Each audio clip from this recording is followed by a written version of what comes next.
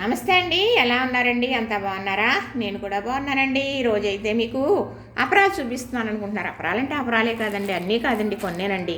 మినపగుళ్ళు, అలానే గోధుమలు, ఇప్పుడు బియ్యం, నల్ల మినుములు, ఇవన్నీ కూడా మా వారు తెచ్చిన తర్వాత రేపు పొద్దుట ఎండ వస్తుందా రాదా అని చాలా ఆలోచించుకున్నాను. కానీ మర్నాడు చక్కగా ఎండ వచ్చేసిందండి. పట్టుకెళ్ళన్నీ ఎండలో పోసేసానా, గలగలామంటూ ఎండిపోయినాయండి. ఆ రోజే మళ్ళీ ఒక 5-6 కేజీల బియ్యం కూడా కడిగి ఎండలో పోసేసానండి. ఆ పిండి ఆడించుకునే సంవత్సరం అన్న అలాగనే ఉంటుంది మరి. మొన్న అయితే ఆడించాను ఉందగానండి. మళ్ళీ అవసరమైతే ఎక్కడొస్తుంది ఎండ ఉంది కదా అని వీటితో పాటు అవి కూడా పెట్టేశారండి. మాకైతే 2 బోర్లు ఎక్కాలండి. అక్కడ నీడొచ్చేస్తూ ఉంటుంది, అటు ఇటు జరుపుకుంటూ ఉండాలి. చాలా అవస్థ పడిపోయి చేసుకున్నానండి. ఆ అవస్థ అంతా మర్చిపోయాను. ఎందుకంటారా, చక్కగా ఎండిపోయినాయి అని మనం అంత రేటు పెట్టి తెచ్చుకుంటాం కదా. అలాంటప్పుడు అది ఏం చెయ్యాలో అది చేసి భద్రపరుచుకుంటే ఆ సరుకు అయిపోయే వరకు కూడా పాడవదు. అదేనండి నా అభిప్రాయం. మరి ఇప్పుడు వచ్చేది జాగ్రత్తగా మనం చేసుకోకపోతే గమ్ముని పుచ్చు అనేది వచ్చేసి పాడైపోయే గుణం ఉంటుంది కదా. మరి అందుకే ఇవన్నీ కూడా మీకు నేను చూపిస్తూ వీటితో ఏమేమి చేస్తాననేది చెబుతాను వివరంగా. ఇవైతే గోధువులండి. మా వాడిని గోధువులు తెమ్మన్నాను. ఇంటికి తెమ్మన్నాను అనుకుంటారా, గోధుమ పిండి ప్యాకెట్లు తీసుకొచ్చేస్తూ ఉంటారు. వాడతానండి, మంచిది కాదని కాదు, కానీ నాకైతే ఇలాగ ఎండపోసేసి చక్కగా మరి పిండి ఆడించుకున్నామే అనుకోండి, ఈ పిండితో చపాతీలు చేసుకుంటే ఎంత దూదుల్లాగా వస్తాయో తెలుసా. గోధుమలు అయితే చాలా బాగున్నాయి, కానీ చాలా చిన్న గింజండి. మరి 1 కేజీ గోధుమలు కూడా చక్కగా ఎర్రగా వేపి అది కూడా మిల్లు ఆడించేస్తారండి మా వారు. మరపట్టించేస్తాను. అది గోధుమ సున్నుండి కూడా చేస్తాను. చక్కగా చేసే విధానం అన్నీ క్లియర్గా పెడతాను. పిల్లలకు చేసి పెట్టుకుంటే మంచి హెల్దీ. మన ఇంట్లో నెంబర్ 1 నెయ్యి ఉందనుకోండి, తప్పకుండా ఇలాంటి ఐటెం చేసుకోవాలి. గోధుమ చున్నుండి చాలా బాగుంటాయండి. ఈ గోధులు అయితే చాలా బాగున్నాయి. రంగు చూసారా ఎంత బాగుందో. కానీ ఇది పిండి ఆడించుకుని మనం చపాతీ చేసుకుంటే చాలా బాగుంటుంది అన్నమాట. మరి గోధుమలు మరి పూర్వం కోటాలో వచ్చేవారండి, తెచ్చుకునేవాళ్ళం. మరి ఇప్పుడు పిండి అది వస్తుంది. ఆ పిండి అయితే మీ తెచ్చుకోవాలండి. మా వారైతే 2 కేజీలు 3 కేజీలు తీసుకొస్తున్నారు, తరగట్లేదు అని పిండి, లేకపోతే 5 కేజీల ప్యాకెట్ తీసుకొచ్చేవారు అన్నమాట. ఇప్పుడు ఏమన్నారంటే, ఎప్పుడు లాగే గోధుమలు ఎండపోసేయి, నేను ఆడించేస్తాను చక్కగా.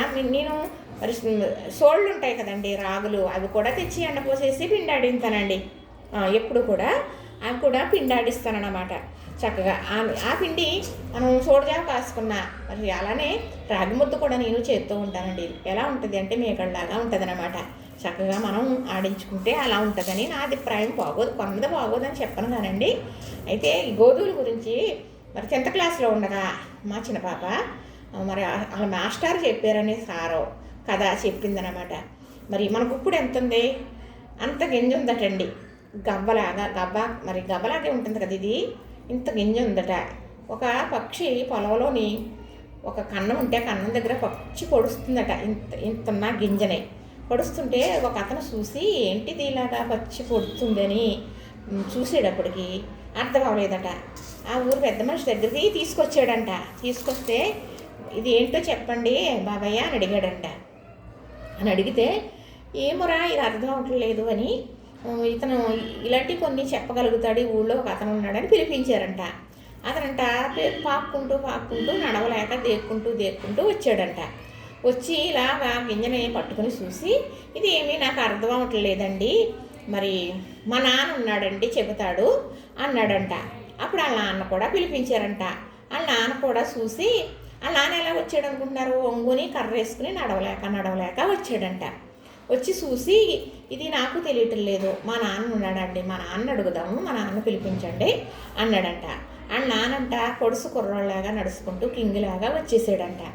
వచ్చేసి ఇలాగా చూసేటప్పటికి ఇదండి గోధుమ గింజండి, గోధుమలు ఇలానే పండి పూర్వం మా కాలంలో అని అన్నాడంట.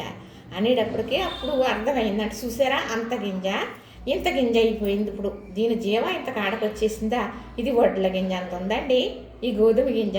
అప్పుడు ఇంత గింజ ఉండేదంట. అంత గింజ తిన్న ఆయన నడుచుకుంటా వచ్చాడు.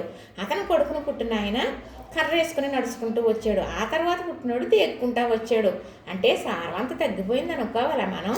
ఏమనుకోవాలంటారో అంటే అలాంటి కథలు చెబుతూ ఉంటారు. ఆ 10th క్లాస్లో తెలిసిన వారు ఉంటారండి. నాకు తెలిసింది కదా అని చెబుతున్నాను. ఈ చక్కగా ఈ గోధుమలతోటి ఏం చేస్తాననేది మీకు నేను చెబుతాను.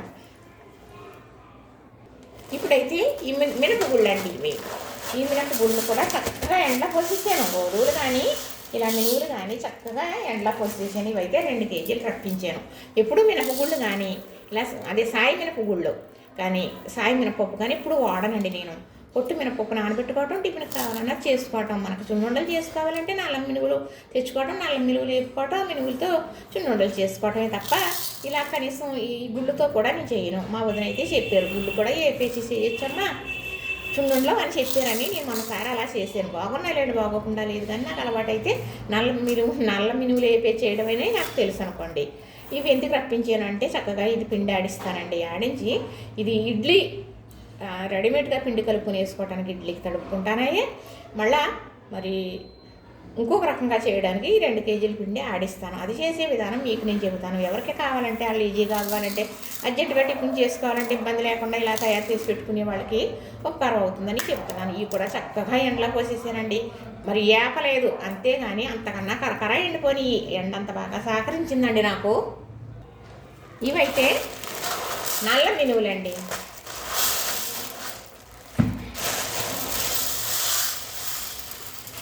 మినువులు చూసారా, నేను ఎప్పుడు కూడా ఏ పనికైనా నల్ల మినువులు, పొట్టుతో ఉన్న మినువులు కానీ పొట్టుతో ఉన్న పొట్టు కానీ వాడతానే తప్ప ఇలా గుళ్ళు అయ్యే వాడటం నాకు అలవాటు లేదండి. ఈ మధ్యలో ఇలాగా రెడీమేడ్గా ఇడ్లీ కానీ రెడీమేడ్గా దోశలు కానీ ఆడించేస్తాను అనుకోండి. సరే ఇవిగో మినువు, ఇవి కూడా చక్కగా ఎండకపోతే భలే ఎండిపోయినాయండి ఇవి. మరి మా చిన్నపాప గారు బాబు బ్రౌన్ ఉండలో అంటాడనమాట చున్నుండలు. అదిని మా పెద్దపాప గారు బాబుకి అది పంపిద్దాం, బాబు గారు బాబుకి అని చేద్దామని 2 కేజీలు రప్పించానమాట. చక్కగా వేయించేస్తాను. వేయించేసి చక్కగా ఇసిరి మీకు నేను చూపిస్తాను. ఇలా చేసుకుంటే చున్నుండలు చాలా బాగుంటాయండి. మన ఇంట్లో సొంత నెయ్యి ఉంటుంది కదా, దాంతో చేసేసుకుందాం. చేసే విధానం అంతా మీకు నేను చూపించేస్తానండి.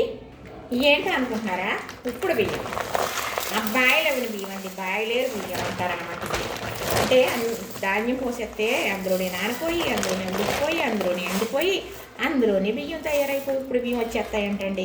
మరి ఇప్పుడు బియ్యం చేయాలి అంటే మా చిన్నతనంలో చాలా కష్టపడేవాళ్ళు అండి. మా నాన్నగారితో అయితే ఇప్పుడు బియ్యం వ్యాపారం అని చెప్పాను, చాలా వీడియోల్లో చెప్పడం జరిగింది. ఇలా ఇప్పుడు బియ్యం రెడీ అవ్వాలి అంటే 4 రోజులు శ్రమ పడితే ఇంటిళ్ళపాతి ఆడ మగ చిన్న పెద్ద అందరూ కష్టపడితే ఇప్పుడు బియ్యం 4 రోజులకి రెడీ అవ్వాయన్నమాట.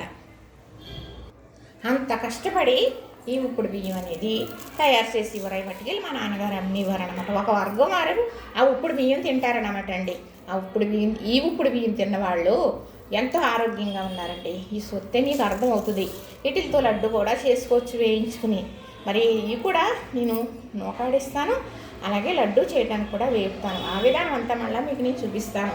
మరి ఇప్పుడు బియ్యం సామాన్యం కాదండి, 4 రోజులు పట్టేది బియ్యం రెడీ అవ్వటానికి అని చెబుతున్నాను కదా. ఆడవాళ్ళు మగవాళ్ళు పిల్లలు పెద్దవాళ్ళు అందరూ కష్టపడి మరి ఈరోజు మొదలెడితే 4 రోజులు బియ్యం అని రెడీ అయ్యాయి అన్నమాట. ఎంత కష్టం అనుకుంటున్నారు. ఒక రోజంతా నీళ్ళు పోయాలి, అన్నింటిలో మరి ధాన్యం నానబెట్టాలి, ధాన్యం నానబెట్టి ఉడకబెట్టి ఎండబెట్టాలి, ఎండిన తర్వాత సంచుల్లోకి ఎత్తాలి, అవి పట్టుకెళ్ళి మిల్లాడించిన తర్వాత బియ్యం వస్తాయన్నమాట. ఆ బియ్యంలో వడ్లు ఏమన్నా నూకలు అంటే బియ్యం గింజ ముక్కలు అయిపోతే నూకలు అంటారనమాట. అవి దింపేయాలి, జలిడేసి తీసేస్తారనమాట. ఆ బాగు చేసి మూటలు కట్టిస్తే అవి రేవుదాటి పట్టుకెళ్ళి అమ్మి తెచ్చుకుని ఎచ్చాలు బతికేవాళ్ళు అండి. ఆ రోజులు అయ్యి చూసారు కదా. చక్కగా వీటితో కూడా ఏం చేస్తాను అనేది చెబుతాను మీకు. ఇవి కూడా బియ్యం ఆ రోజు ఈ ఎలాగా బయట పట్టుకెళ్ళిపోతున్నాను కదా, కొంచెం అవస్థ అయితే అవుతుంది, ఎండ పోందనేసి ఒక 5 కేజీలు 6 కేజీలు చక్కగా కడిగేసానండి. కడిగేసేసి మరి పట్టుకెళ్ళి ఒక చీర అలా చీర మీద పోసేసి ఇంకో పొర కప్పేసి వచ్చేసానా. మరి మధ్యాహ్నం 3 అయ్యేటప్పటికే మంచి గనకలా ఎండిపోయాయండి. ఆ రోజు చాలా అవస్థ పడ్డానా, అవస్థ అంతా మటమాయమైపోయిందండి. ఎందుకు అని అడగరే, అంత బాగా ఎండిపోయిందండి. నేను చేసినవన్నీ కూడా అయిపోయే వరకు ఏ సురుకు పాడవదండి. అంతకు ఎండలో ఎండిన చెరుకుకి అంత విలువ ఉంటుందండి. తప్పనిసరిగా మనం తెచ్చుకున్న తర్వాత మనం అంత పెట్టి తెచ్చుకుంటాం కాబట్టి ఎండలో ఎండబెట్టుకునే సరుకు తప్పనిసరిగా ఎండబెట్టేసుకోవాలండి. అప్పుడు మనం కొనుక్కున్న దానికి సార్థకం అవుతుంది. ఆ సరుకు కూడా పాడవదు. అది అయిపోయే వరకు దాని తాజాదనం అలానే ఉంటుంది అన్నమాట. కోటా రైసేనండి, చక్కగా కడిగేసాను కదా, ఎండబెట్టేసాను కదా. ఇది నూకాడించుకున్నా సంవత్సరం అయినా ఉంటుందండి. ఊడు అనేది రాదు, చక్కగా తాజాగానే ఉంటుంది అన్నమాట. చక్కగా నేను చేసినవన్నీ కూడా మీకు చూపించేశాను కదా. ఇంతేనండి, చక్కగా ఇవన్నీ ఇంత బాగా ఎండబెట్టేసానండి. మీరు కూడా ఇలాగే చేసుకోండి, తప్పనిసరిగా ఇలా చేసుకుంటారని నేను కోరుకుంటున్నానండి. మరి ఇగో చూసారు కదా గోధుమలు, ఇగో చూసారు కదా ఇప్పుడు బియ్యం, ఇగో చూసారు కదా కోటా బియ్యం, ఇగో చూసారు కదా నల్ల మినుములు, ఇగో చూసారు కదా మరి ఏంటి మినపగుళ్ళు వీటి గురించి గమ్మున మాట పలకలేనండి, ఎందుకంటే వాడను కదా నేను, నాకు తెలియదండి అంతకు. ఇవి ఏమేమి ఏం చేస్తాననేది తప్పకుండా వీడియో చేసి పెడతాను, చూడండి. చూస్తే ఇలానే మీరు కూడా చేసుకుందరు. కానీ చాలామంది నాకులాగా ఇలా తెచ్చుకుని నిండుగా సరుకు ఇంట్లో ఉంచుకునే వాళ్ళు ఉంటారు. అలానే మీరు కూడా చేసుకోండి. తెచ్చుకున్నప్పుడు ఎండలో పెట్టుకోండి, భద్రపరచుకోండి. చూసారు కదా, నచ్చింది కదా, లైక్ చేయండి, షేర్ చేయండి, సబ్స్క్రైబ్ కూడా చేసేయండి.